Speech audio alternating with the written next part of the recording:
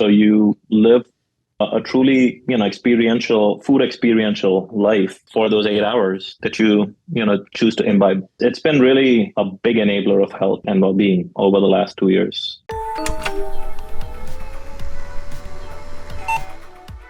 Welcome, everybody. My name is Haresh Singhani. This is Conversations with Haresh. We'll be talking to people of varied backgrounds, covering various topics. I'm very excited to be able to share these with you. The goal is to increase curiosity and empathy amongst all of us to help us grow professionally and personally at all levels. And of course, we also want to make sure that this is fun. So thank you again, and we'll look forward to having you. Today, we're speaking with Prasad Gopalkrishnan. Prasad's been a longtime friend, coming up probably on about 10 years now. And he's also had very senior roles in general management and other leadership capacities at companies such as Amazon, Starbucks, Procter & Gamble. He also worked as a chief marketing officer, CMO, for a company called Thrift Books in the Seattle area. Prasad is one of the more talented corporate leaders that I've had the privilege to come across. And he's also a serial entrepreneur, having built a couple of companies. He's on his second project now, which is in the nutritional supplements domain, and he is going to be telling us a little bit about that. Beside corporate and kind of professional endeavors, Prasad is a family man, having 2 children, going through the school system now, and also Prasad's an avid tennis player. So we'll get into some of these areas in our conversation and kind of how they intermingle in life. You are technically on the air, Prasad. Welcome. Well, thanks for having me.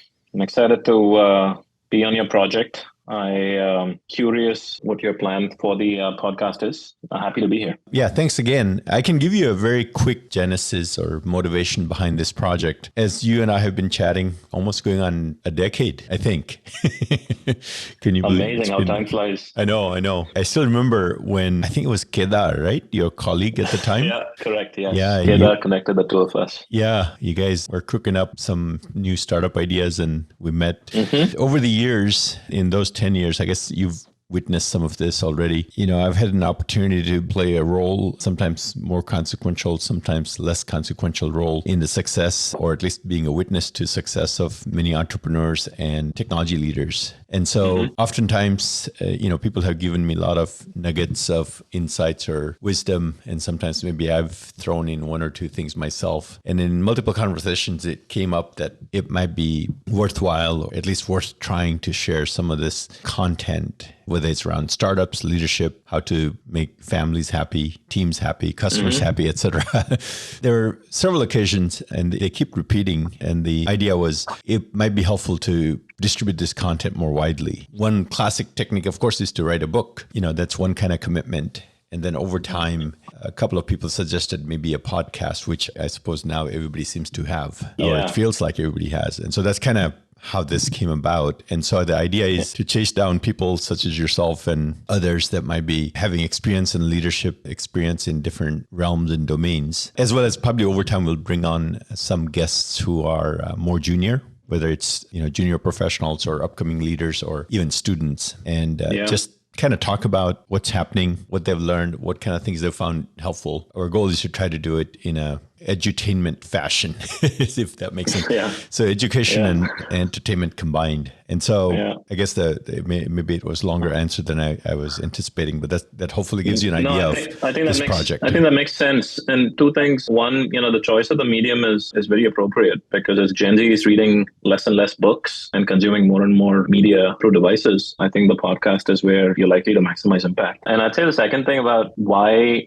I think you are a great candidate to create this content is you definitely are generous with your time, and you listen regardless of who's across the table. It's always been very easy to talk to you, and there is an engaged, attentive audience. And over the decades that you've done this, I'm sure there is a lot of information that useful information for startups, for entrepreneurs, folks trying to get off the ground, that you will compile for them through this effort. So happy to be a part of it. Well, thanks. Yeah, thanks for the generous compliment. I hope, this program and we'll be able to live up to those expectations. We've all kind of been through the pandemic together, I suppose. You and I haven't had a chance to get together as much over the last 2-3 years. Yeah. Lots has happened. I hope family's doing well. I hope on the work front in general, everything's going well. I know you had some very remarkable brand names in your past, but then in the last few years, you've been building a business from scratch. Yeah. Perhaps you can tell us a little bit about that and, how it's going, and maybe even in light of the pandemic or in general, how it's evolving. Yeah, no, absolutely. Work's going really well. It's always challenging, and especially given,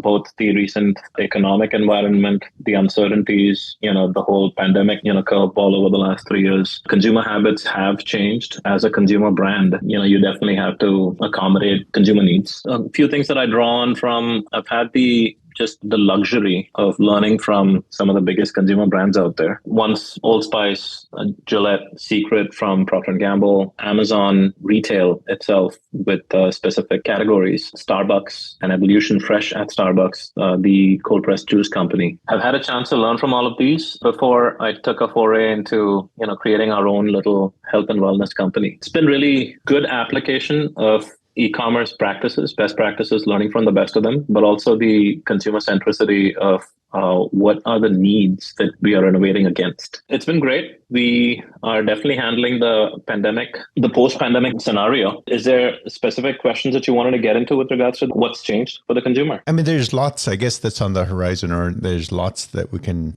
dissect. One of the things that the society in general, right, is kind of figuring out or going through is physical stores versus online. And I'm not sure for your brand specifically, if you ever had a vision to product merchandise it, right, in physical stores, and maybe you already are doing it. I'm not sure. So that would be one area I'm really curious about, which is where does the evolution go from here between online, offline, etc., and how is one to find success if you're building a kind of a new brand from scratch, and maybe even for people who have existing brands or stores? Yeah, that's a very multidimensional question. I'll try to break it up into pieces. We as a brand, because I've had the luxury of working for brands that had a omni-channel presence, we made the choice to be strictly e-commerce, a pure play brand. And a lot of that stems from the fact that when you have to stock in brick and mortar, there is significant relationship management, which is definitely something you should take on when you have the scale and the resources. But as a small brand starting off, it's become really push play executions, so long as you know what you're doing from an innovation standpoint, services standpoint, to be able to leverage e-commerce platforms directly and make your brand available. So at this point, our brick and mortar exposure is very limited and is limited to some hyperlocal regional pharmacy, but I would say 99% is e-commerce centric. Obviously, commerce has been moving steadily online over the past decade and a half, and more specifically to mobile. I think some of what we're dealing with, especially given the pandemic dynamic of 3 years captive home office scenario, work coexisting with family, some of the intuition around work from home has always been that it allows for more leisure. But what research is pointing out too is that there is same if not more accountability when you're working from home. But now in addition, parents, heads of household are more and more engaged in their children's activities, whether it's, driving to classes, whether it's driving back and forth from school, or just spending time with them. That ends up constraining their time even more so than pre-pandemic. It used to be that when you work from home, you had a lot more time, but now, having lived this life for 3 years, consumers are even more demanding on being able to find what they want as quickly as possible and deliver it to me in the least possible way so that I can continue to do what I've been doing for the last 3 years, which is a heavy dose of both personal emphasis and work emphasis. This has been one of the key evolutions of B2C commerce. And I think the brands and the retailers that are likely to succeed in this dynamic are going to be ones that can emphasize clear product differentiation, product or service,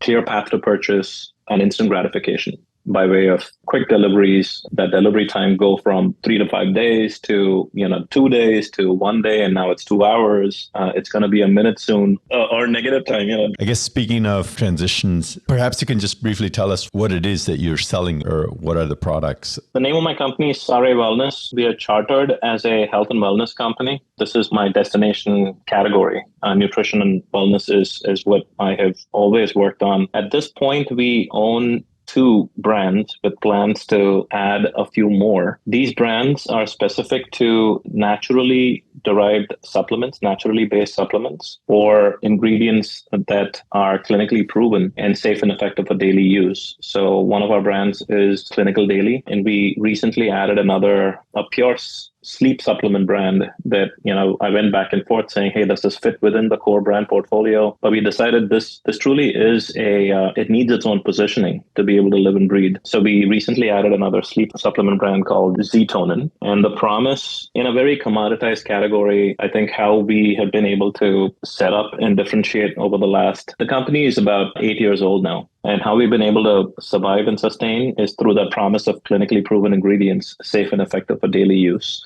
which is surprisingly not the norm in a category where supply chains are pretty well established. So we do take some pain to formulate carefully, pay attention to the customer in terms of what they're asking for. These new recent movements to emphasizing organic, vegan, free of anything that, gluten, free of allergens, free of preservatives. Making sure that you are listening to customers and presenting innovation. The original question I was thinking about was that, you made a transition. It's been, I guess, multiple years in the making, but then a few years back, you exited corporate life altogether. Correct. I forget the year when you actually made that full transition. Has it been 5 years? 2017. 17. Yeah, so 6 years. Your routine has changed, I'm sure, significantly. But one of the things I know when we got together a few weeks ago, we were talking about was that on the personal front, besides, growing the company, you're able to play tennis more, if I understood right. Mm-hmm. From, again, what I understand from previous conversations, you're probably as religious about tennis as you are about your business or probably any other part of your life. I'm not sure kind of where that's at. I know you devote a lot of time to it. 4 or 5 times a week, you play almost religiously. I don't know exactly when that started in your life, but how has that played a part, you think, in your success in other parts of life, as well as in tennis itself, but maybe in family or in business and startup? Are there parallels, or are there people that you met, things that you've learned, the discipline required or something? Are there lessons or insights or things that have transitioned from tennis to other parts of life?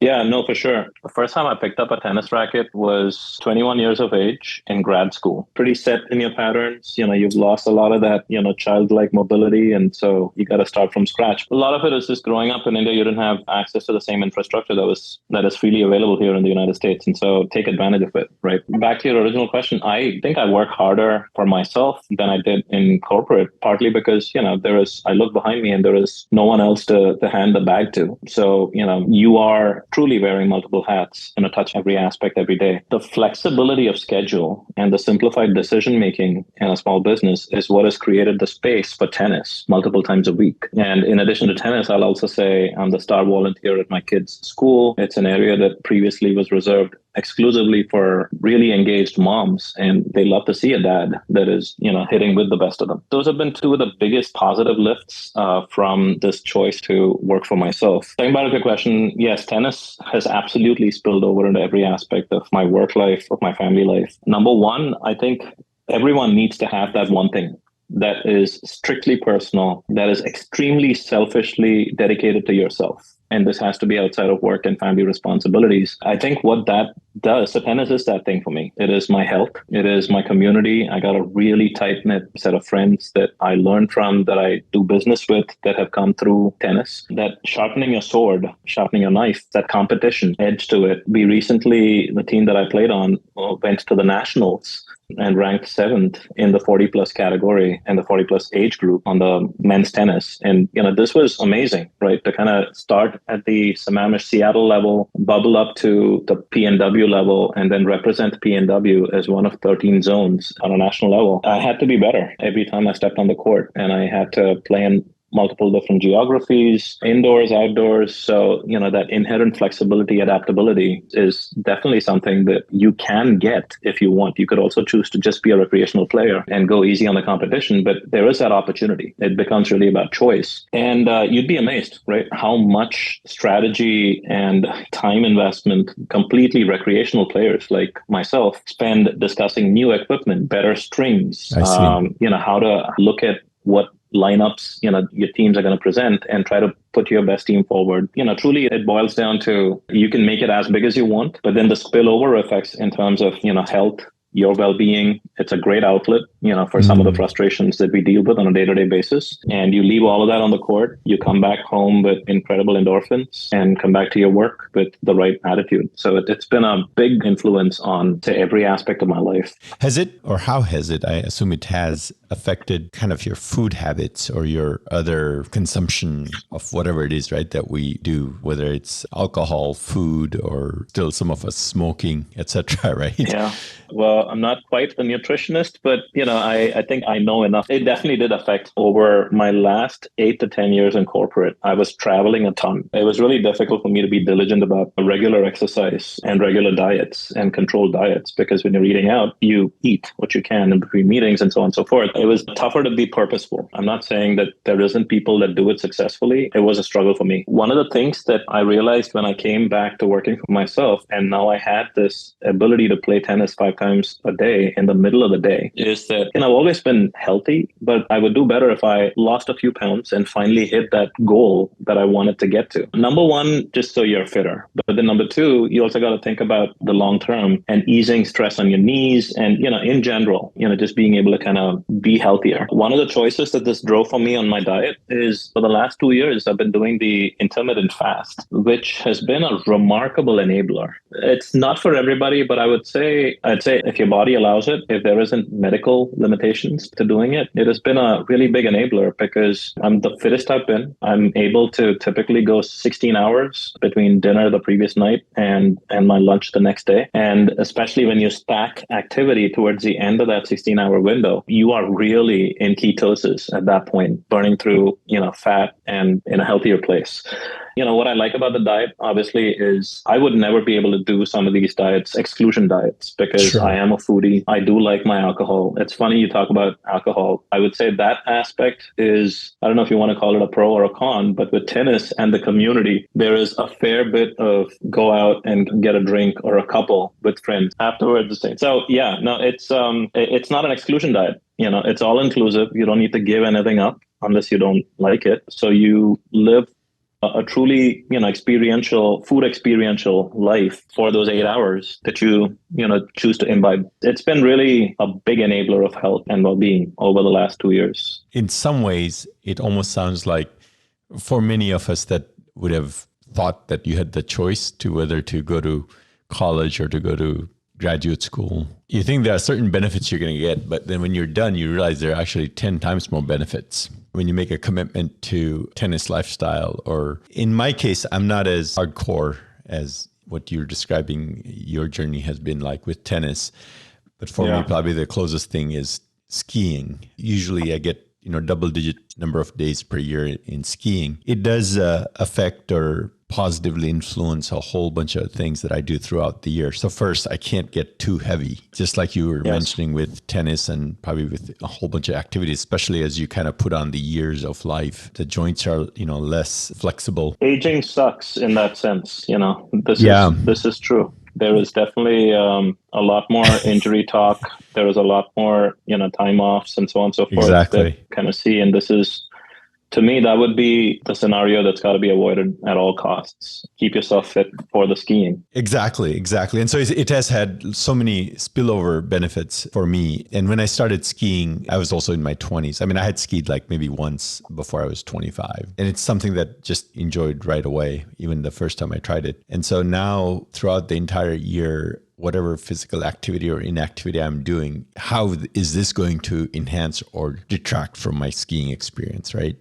And so, and that's not a bad thing. But now I have to think a little bit more about another piece that you said, is that you should have something that's just your activity, right? It doesn't have to be practical. It's outside of family. It's outside of business. And it's something selfish that you're doing. But what it sounds like is that it actually turns around and becomes a less selfish activity because you're able to do the other things better, which are the things that other people are relying on you for. I think the selfish reference is only in the sense of carving the time out for it, making it a priority. Yep. But then what ends up happening is, so my daughter and I just got back from the BNP Paribas Masters tournament in Palm Springs, California. This is a daddy-daughter, ritual now. It's okay. and it's something that she picked up the sport because she saw this guy was crazy passionate about it. She picked it up completely self-directed. Wanted to go out with me. So the first time we went was when she was 7. She's 10 now. She plays tennis. She enjoys these trips. She goes out. We geek out on things. It just creates this unintended consequences, all great consequences, both in your personal and work life. One of the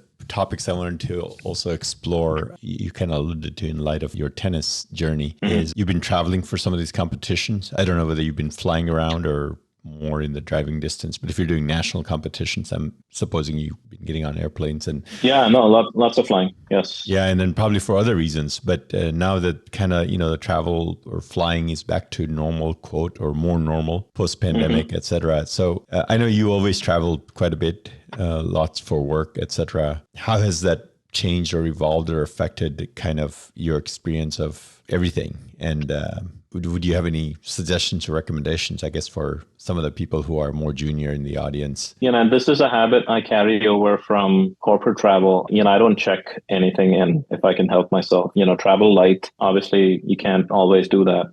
Carry on should be the way to go if you can do it, especially with the craze that is going on right now, post-pandemic, return to travel. I feel like people have been really deprived from something that Americans have enjoyed doing. And so the return to travel, it's very aggressive. Flights are full. They're, double booked.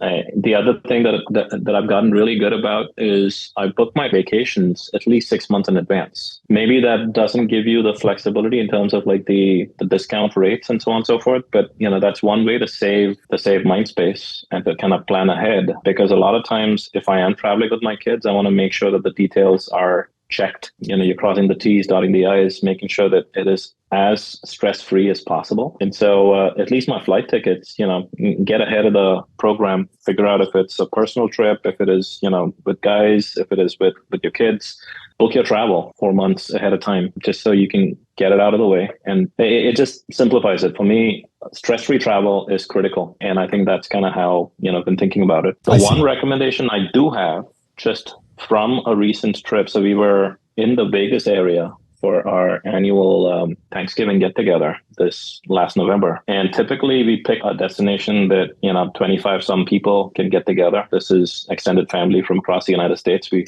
fly into one place. But I typically take my kids a week before and we do something special in that geography. We stumble upon the helicopter flyover, fly through, land in the Grand Canyon, which is absolutely the right way to do the Grand Canyon. Because if you select the right trips, you can actually do a really healthy dose of hiking on the ground and then get back in the helicopter. Just incredible, right? It's such a different way to enjoy the landscape, to fly over the Hoover Dam. Sure. I mean, it's so big that all of that stuff. Otherwise it's probably impossible. Yeah. So, you could do the same, day-long, 2-day-long trip as you would through other means, but you just get there faster and you spend a lot more time on the ground hiking, doing stuff that really adds value to your personal experience. That's one tip that's the only way we're going to do it in the future. I see. Wow. Good to know.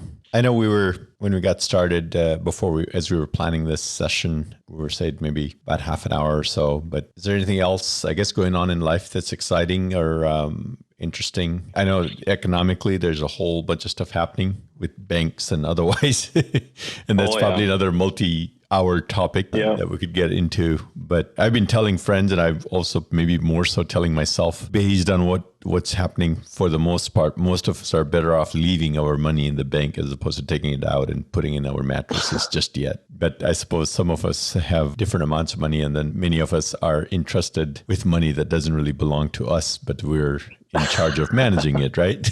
I'm of the opinion that now is when you start cherry picking. Any number of CNBC interviews will tell me that I'm an idiot, and I'm okay with that. After sitting out the market the last 2 years, I think, I'm slowly beginning to kind of tip my feet in. I enjoy the high risk, high reward option space, but then you gotta, make sure that you're taking calculated risks. I spend a few minutes every day, kind of playing bets on sector stocks that I really like. The one thing, kind of back to the charter of this project. Yes. I just wanted to share a couple things that I think are relevant, even more relevant in today's context than, say, 3-5 years ago. Privacy has really dialed up, and sensitivity to privacy, cybersecurity has become a huge concern for consumers. So as we think about B2C brands that are either recently, started out or just starting up, it used to be a lot easier to create a D2C vertical, a D2C channel than it is today. So, in a world where there is finite resources, I would say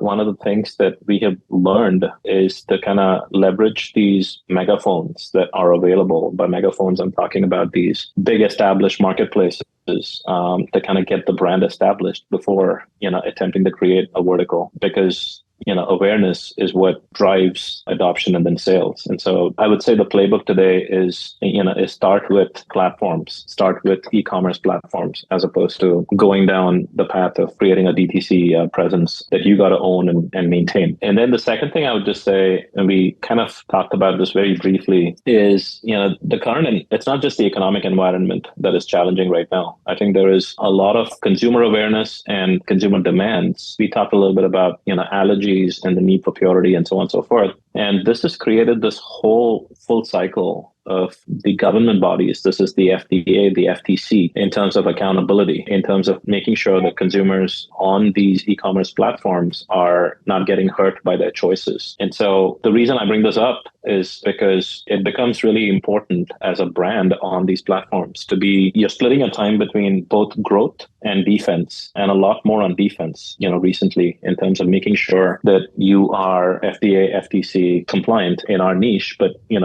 any niche, you got to be FTC compliant and so on and so forth. I think the key learning has been, it used to be that you could be 80% growth and 20% defense or sustain your business. I would say it's more of an even split, if not even tilted towards making sure that you have an excellent catalog, great customer experience, just a very truthful, transparent customer experience. And then the growth will come from a prioritization of where to focus. Because I'd imagine a lot of the target audience is a business that is structured quite like ours, with few employees, not a ton of headcount. So we got to deploy those resources effectively. And I think that's one that I just wanted to share as what has changed in the last 3 to 5 years. Yeah, I think the privacy and cybersecurity piece is very important. I've been in different startups for more than 2 decades now. It's kind of interesting. I haven't done any food or nutrition type of startups or products. So most of the work that I've been doing is in technology or technology services. But in the technology product space, for example, I was part of one startup right when the .com crash was happening more than 2 decades ago, where we were providing a message broker service. So basically a kind of a data transformation or data translation service in a hosted fashion, in a what now would be called SaaS or cloud fashion. We were actually going to these large enterprises and telling them that our value proposition is that we can be kind of a post office or a post stop for your data. So all the data you want to send to the outside world, we can take it from you and then we'll translate it to whatever schemas are needed, and vice versa. Whenever those people needed to send you data, we would take their data and translate them into your schemas and send it back to you, right? Back then, there wasn't that much that those companies or those enterprise target accounts would ask us around cybersecurity. Of course they would, but it was nothing like today. And at that time, to kind of, map what you mentioned about growth versus defense, the ratio was 80% on kind of the bells and whistles. That's what they cared about. And 10 or 20%, they would say, oh, okay, do you have your infrastructure, secure?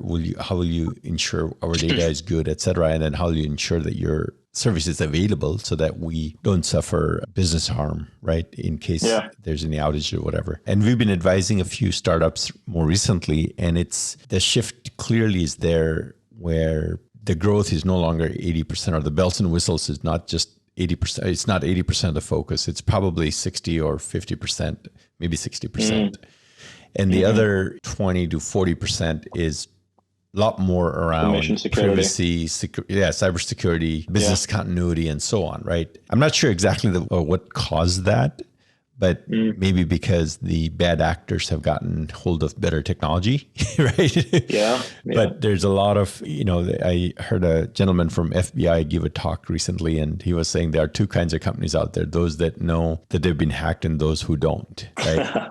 So I think definitely cybersecurity privacy is a big deal. It permeates all enterprises. It's not just for technology enterprises, obviously. Absolutely. You have that covered from an enterprise technology standpoint. I would say my perspective is in terms of consumer habits. This is consumers buying physical goods and kind of how it affects their choices in terms of where to create accounts, what is their digital footprint. I use highly encrypted password management softwares. They've been hacked twice in 2 years.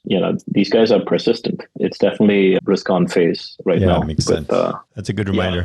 Thanks, Prasad, for your time. We'll ask you to come back at some point. For the audience, would love to get some feedback or suggestions, and feel free to recommend this to others that might find this of value. And we'll look forward to continued success. I know in life in general, but also startups are every inch is a battle, right? Every day is a battle. Yes, that's what we wake up for. Yeah, exactly. So best of luck, and we'll be in touch. Thank you, Haresh. All right. Thank you. So, bye. Thank you.